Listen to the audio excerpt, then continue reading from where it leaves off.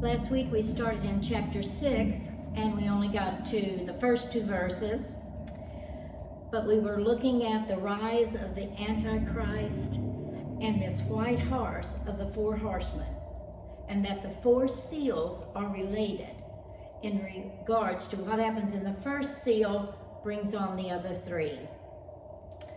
Chapter 6 is really a synopsis, a brief yet thorough overview or summary. It outlines the key plots, characters, and it includes the end. The 4 horsemen are not a fixed duration, but rather represent distinct stages or aspects of the tribulation, all the way to chapter 19. Just because we can read it in 2 minutes does not mean it happens in 2 minutes. And so chapter 6 spans the entire 7-year period of Revelation. You know, if you Google the worst times in human history, it lists World War I, World War II, the Holocaust, the Black Plague in Europe, the bombs that devastated Hiroshima and Nagasaki, and the transatlantic slave trade. All of this pales in comparison of what is coming. Jeremiah 37 says, "How awful that day will be. No other will be like it." And Jesus says in Matthew 24:21, "For then there will be great distress, unequaled from the beginning of the world until now, and never to be equaled again." Something to watch for as we go through the chapters. The judgments described are progressive and increasingly intense, and there is a pattern to them. There's 7 seals on the scroll, each representing a judgment, and the 7th seal ushers in more judgments called the trumpet judgments. The 7th trumpet ushers in the bowl judgment. Okay, now we'll start with, we did 1 and 2 last week, so we'll start with chapter 6, verse 3 and 4. "When the Lamb opened the 2nd seal, I heard the 2nd living creature say, 'Come.' Then another horse came out, a fiery red one. Its rider was given power to take peace from the earth and to make people kill each other. To him was given a large sword." Okay, so now we have a red horse. The rider is the same. It's Antichrist that's on all of these. He just looks different, but it's still him. There's only one Antichrist. And this is a progression of his work. On the white horse, he gained power. The red horse symbolizes blood and carnage. At first, he brokers peace, and then he takes peace from the world. He begins World War III. Remember, Jesus tells us about the birth pains. We would have wars and rumors of wars, and we have had 2 world wars, getting worse with each war. And the next one will be the worst of all because of the nuclear weapons. It is what ended the war with Japan. It may be what will begin World War III. It is noticeable that America is the only country that has ever used the atomic bomb. We're the only one that had one. And it was so horrific that the world was appalled at the damage. I couldn't bring myself to bring the photos, but I would like to read, and I will have to go to something else to get that. I would like to read what the photographer had to say. I will bring this up.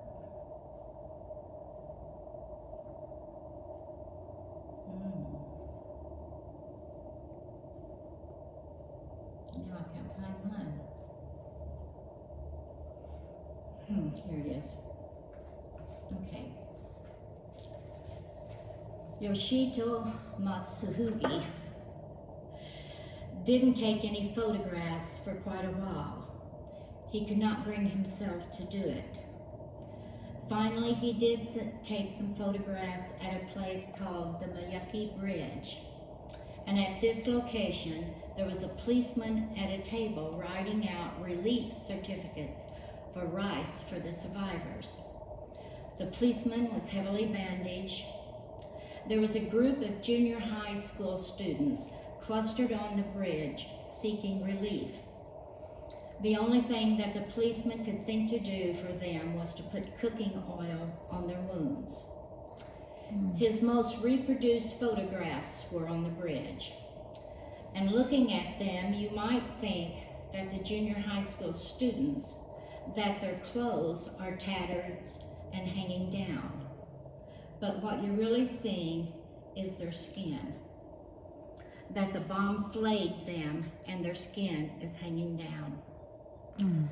And so it's quite moving and quite horrifying. And after the photographer finished on the bridge, it took him several minutes on the bridge to work up the courage to trip the shutter. He could not take any more, and he just went home. Well, this is not the case today. We are not the only country that has nuclear weapons. The U.S., Russia, China, France, the United Kingdom, Pakistan, India, North Korea, and Israel. I'd like to play a video now that I would like for us to look at together. Oops. One moment, please.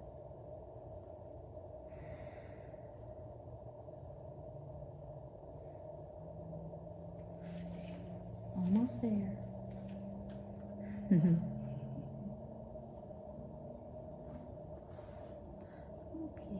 let's get this going over here.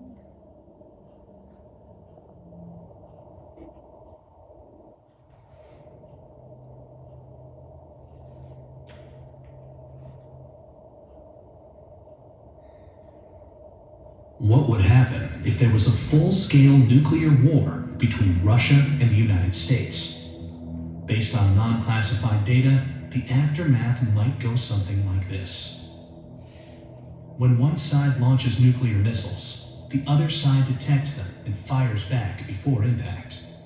U.S. submarine-launched ballistic missiles from west of Norway start striking Russia after about 10 minutes. And Russian ones from north of Canada start hitting the U.S. a few minutes later.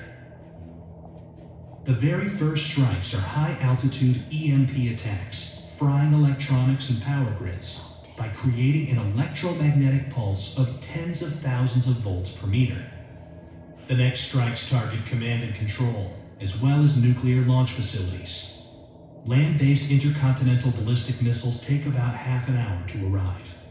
Major cities are targeted, both because they contain military facilities and to stymie the enemy's post-war recovery. Some cruise missiles take hours to reach their target. Each impact creates a fireball about as hot as the core of the sun, followed by a radioactive mushroom cloud.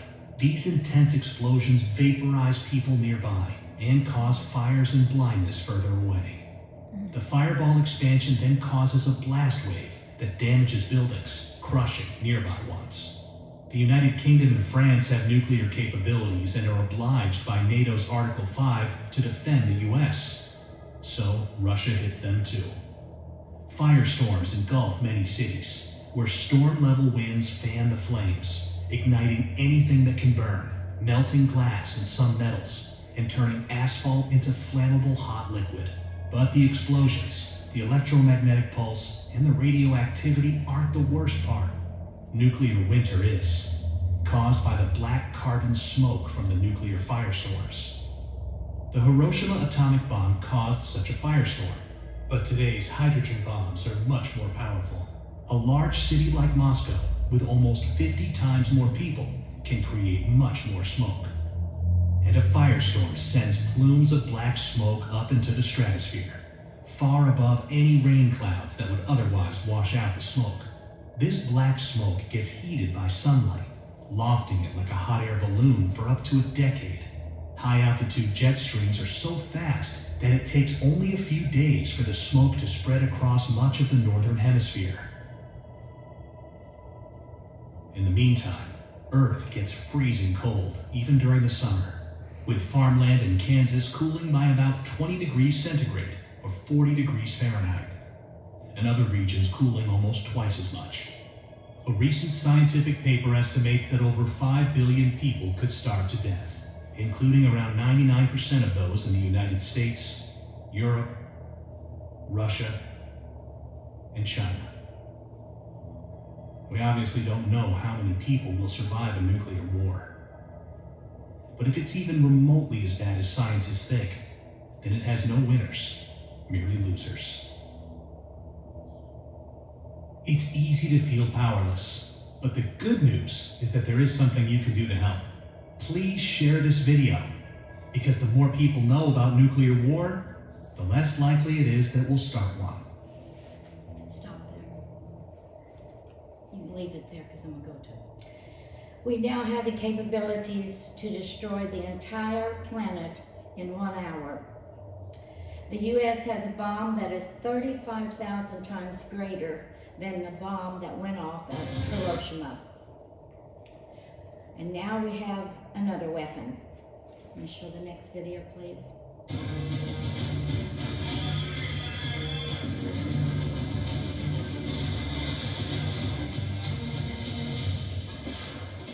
As wars rage in Ukraine and West Asia, global tensions are invading new frontiers. The world is bracing for a new chapter in the drama of power and deterrence.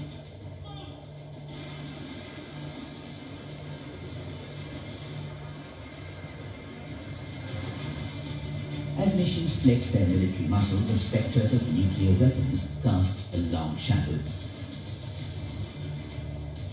An ever-present reminder of the devastating potential lurking beneath international relations.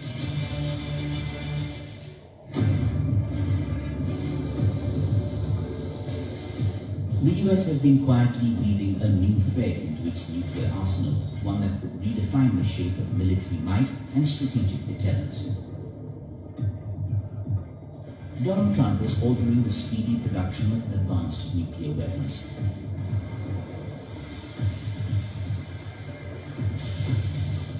We're very powerful. This country is very powerful. Let me tell you, it's far more powerful than people understand. We have weaponry that nobody has any idea what it is, and it is the most powerful weapons in the world that we have. More powerful than anybody not even close. Well, Trump isn't revealing, but America is secretly developing a new type of nuclear weapon.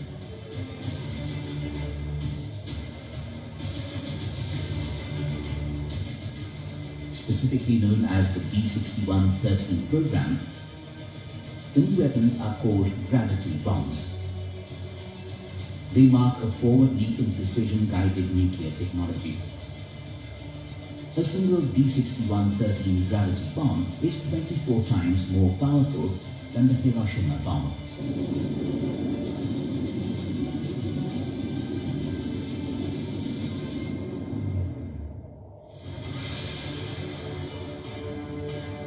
Gravity bombs are essentially free-falling munitions relying on gravity to kinetic force. They're also the new focus of significant advancements, particularly with the B-6113 program. Dropped from strategic bombers like the B-2 Spirit, the B-6113, powered by gravity, precisely reaches and destroys hardened, deeply buried targets like bunkers, command centers, and silos.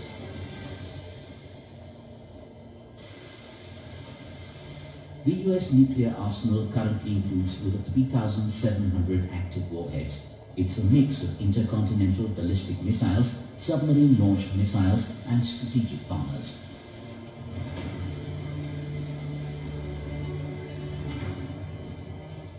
This arsenal is part of the broader nuclear landscape dominated by major world powers. The United States, Russia, China, France, UK, India and Pakistan are among the nations with operational nuclear capabilities.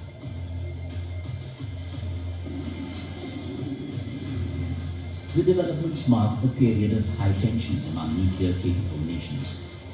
The quest for advanced nuclear weapons is a race for strategic advantage in a world where non-proliferation agreements are losing meaning.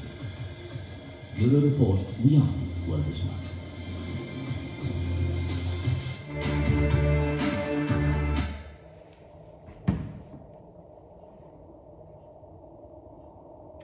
Well, no wonder Jesus describes that time saying, "There will be distress of nations with perplexity, men's hearts failing them from fear, with the expectation of things which are coming." What a vision John is seeing in heaven that is happening on the earth. But there's more. Revelation 6:5, and I'm going to have to go back to my Bible. Okay, 6:5 says, "When the Lamb opened the third seal, I heard the third living creature say, 'Come.' I looked, and there before me was a black horse. Its rider was holding a pair of scales in his hand. Then I heard what sounded like a voice coming among the four living creatures saying, 2 pounds of wheat for a day's wages, and 6 pounds of barley for a day's wages. And do not damage the oil and the wine." So we have our black horse there with the scales, and this is symbolizing the economy, commerce, the buying and selling of goods. Have you ever been hungry? Ever looked at someone and said, "Well, I'm starving to death"? Of course we're not. Just the way we talk. We might have missed a meal. When I was thinking about, I remember a missionary in Calcutta, India, that ran an orphanage, and after a trip to the United States, a little boy asked him if it was true that Americans eat 3 times a day.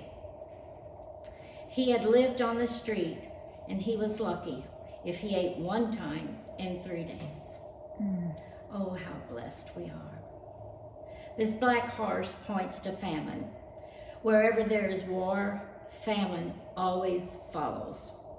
This is the result of the Antichrist and the fallout of nuclear war. Food would be scarce, no matter how much money you have. A loaf of bread would cost you a day's wages. Meat will be unaffordable if you can even find any. The crime rate and looting will be rampant till it's all gone. Ultimately, starvation. Death becomes the norm. Most grocery stores only have enough food for 3 days. And Revelation 6 says something that I think is really interesting. Do not damage the oil and the wine. Well, I read a lot about this statement, and there was a lot of different opinions. But the one that made the most sense to me said it is referring to Israel. In both the Old and New Testaments, often the oil and wine were associated with the ancient Israel. And this could be God protecting Israel at this time, because it's going to play a major role to the end of time. But it might be a good time to remember who is opening these seals. It's coming from the throne room, from the one who created all things, the only one who is worthy. The Antichrist and Satan are not in charge. God will use evil men to bring about his purpose. He is sovereign, and he has appointed all of us a time of birth and death. Okay, looking at Revelation verse 7 and 8. When the Lamb opened the 4th seal, I heard the voice of the 4th living creature say, "Come." I looked, and there before me was a pale horse. Its rider was named Death, and Hades was following close behind. They were given power over a fourth of the earth to kill by sword, famine, and plague, and by the wild beast of the earth. Now that in mine it said pale horse, but ashen horse is what it's called, and probably more apt that way. And then it says, this is a natural progression, and as the other horses, death follows. And then it says Hades is following. After an unbeliever dies, they are in Hades. Remember, we had a lesson about that. This is not hell. This is a holding place till God's judgment, and then it's hell. The Greek word used here is a light green color, chlorophyll, where we get the word chlorophyll. It's a real light green, which is the color the body turns after a few days. 1/4 of humanity is dead by sword, famine, and plague, and beast of the earth. What could that possibly mean? Well, this is also coming on all of the animals, and they're going to be searching for food. But there may be another one that we haven't thought of. Do you know what the most destructive creature on the earth is? Have any idea? Rats. Rats thrive in all populated areas and are prolific breeders, and they carry disease. In the 14th century Europe, the Black Death killed 1/4 of the population of Europe. By today's population, that would be 2 billion, 1/4. By comparison, World War I death toll was 22 million. World War II was 56 million. And World War III is beyond anything that has happened before. I really prayed about this message, asking God if this is what He wanted us to hear, that we needed to hear. I don't know, but this is what I have. And I can see that this is a message that will make us want to tell everyone we know to accept Jesus now. Don't wait a minute longer. I hope it sets us on fire to reach the lost. I was thinking about this, and I thought how we don't want to make someone uncomfortable or ruffle feathers. And I believe that will be the biggest regret in this life. If we let one of our loved ones behind.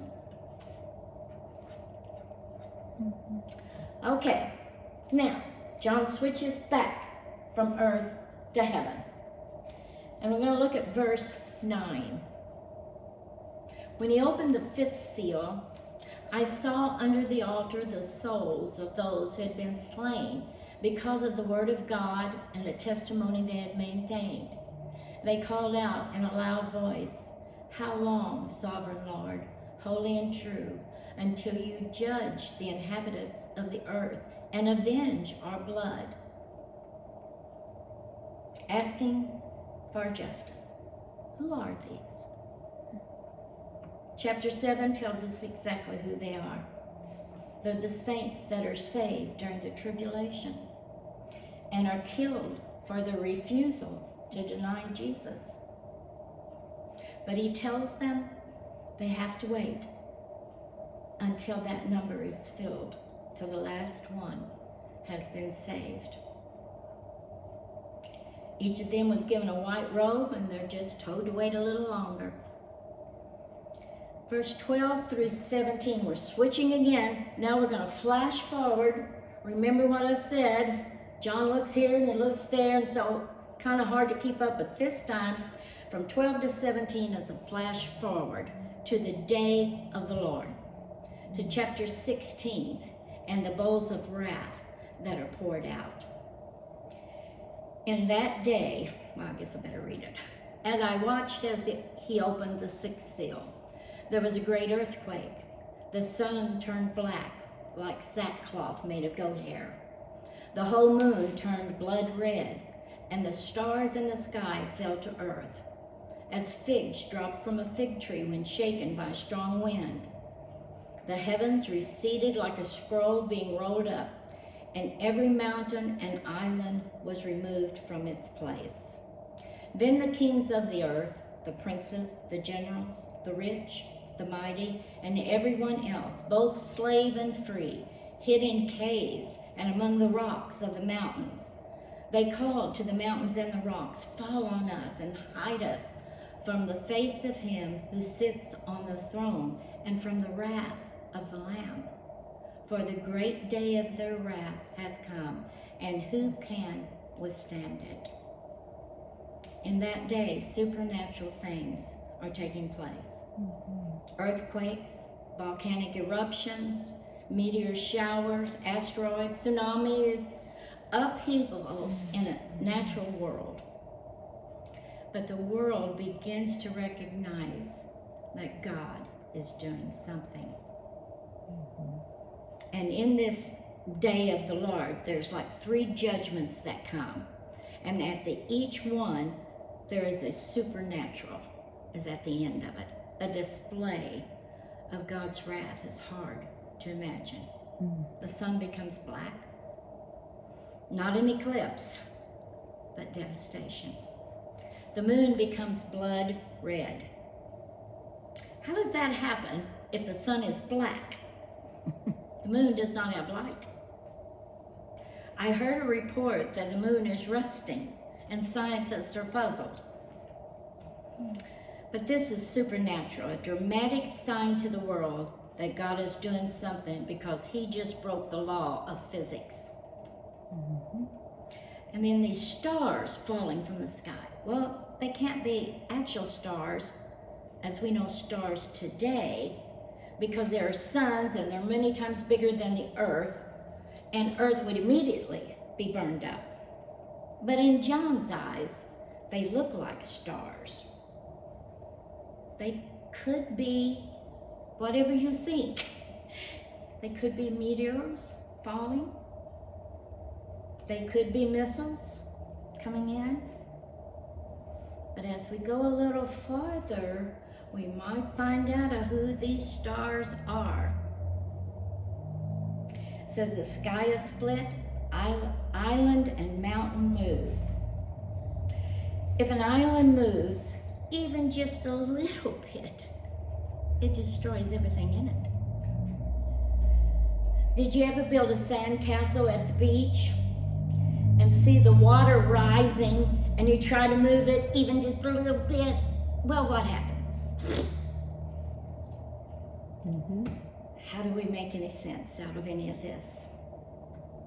Scientists have said if the sun is black, the earth's temperature would plummet in a matter of days to 100 degrees below zero and continue going down after that.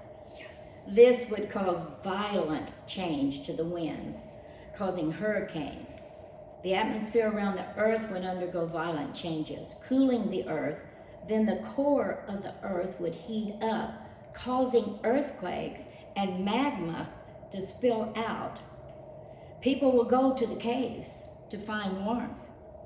Verse 15 and 16, that's what it's talking about there.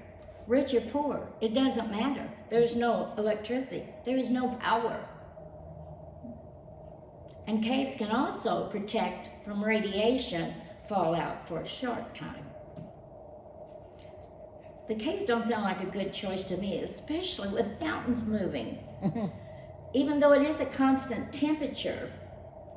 And finally, they also think that's a bad decision. And they just say, fall on us. Please put us out of our misery.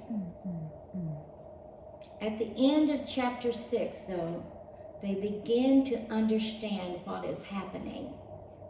Because in verse 16 and 17, they say, hide us from the face of who sits on the throne and from the wrath of the Lamb. Right. Now that's interesting, that they would say the wrath of the Lamb. It suggests someone is telling them about what's going on. Which brings us to chapter 7, Grace Amidst Wrath. And that's for next week. Thank you very much.